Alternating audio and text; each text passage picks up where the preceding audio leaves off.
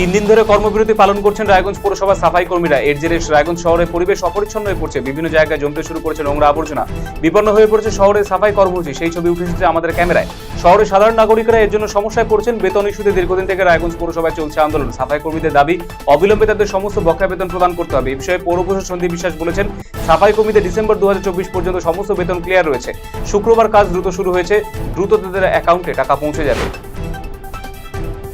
ছাত্রছাত্রীদের সংস্কৃতি মনস্ক করে তুলতে প্রত্যেক বছরের মতো এবছরের বাৎসরিক সাংস্কৃতিক অনুষ্ঠান আয়োজন করল রায়গঞ্জ ব্লকের শীতগ্রাম বিদ্যাভবন। শুক্রবার প্রদীপ প্রজ্বলনের মধ্য দিয়ে অনুষ্ঠান উদ্বোধন করেছেন রাজ্যের শিক্ষা প্রতিমন্ত্রী সত্যজিৎ বর্মন। এছাড়াও বিদ্যালয়ে উপস্থিত ছিলেন অন্যান্য শিক্ষক শিক্ষিকারা এবং এলাকার শিক্ষানুরাগী মানুষেরা। কালিয়াগঞ্জ ব্লকে এক স্কুলে ছাত্র অভিভাবকদের মধ্যে ক্যান্সার বিষয়ক নিয়ে সচেতনতা শিবির অনুষ্ঠিত হলো শুক্রবার। রোগের লক্ষণ, প্রতিরোধ এবং চিকিৎসা সম্পর্কে আলোচনা করা হয়। উপস্থিত ছিলেন প্রাক্তন অতিরিক্ত জেলাশাসক জয়দেব সাহা, বিদ্যালয়ের একাধিক শিক্ষক শিক্ষিকা সহ অন্যান্যরা। পাশাপাশি এদিন বিদ্যালয়ের তরফে শিক্ষার্থীদের তরফ থেকে বুকলেট এবং ব্যাচ বিতরণ করা হয় সাধারণ মানুষের মধ্যে। শিলিগুড়িতে ফের একবার ছেলের হাতে খুন হলো মা। সম্পত্তি লোভে মাকে বেধড়ক মারধর করে গলায় দড়ি দিয়ে ফাঁস লাগিয়ে খুন করলো ছেলে।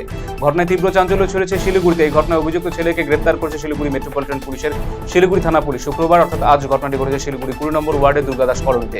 পুলিশ ছেলেকে গ্রেপ্তার করার পর পাশাপাশি দেহটি উদ্ধার করে ময়নাতদন্তের জন্য উত্তরবঙ্গ মেডিকেল কলেজ হাসপাতালে পাঠিয়েছে।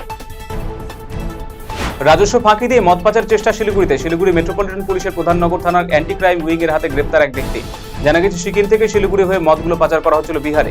গোপন সূত্রে পাওয়া খবরের ভিত্তিতে অভিযান চালিয়ে শিলিগুড়ি জংশন এলাকা থেকে বিহার এক ব্যক্তি গ্রেপ্তার করল প্রধাননগর থানার অ্যান্টি ক্রাইম উইং। ধৃতের নাম দীনেশ পণ্ডিত।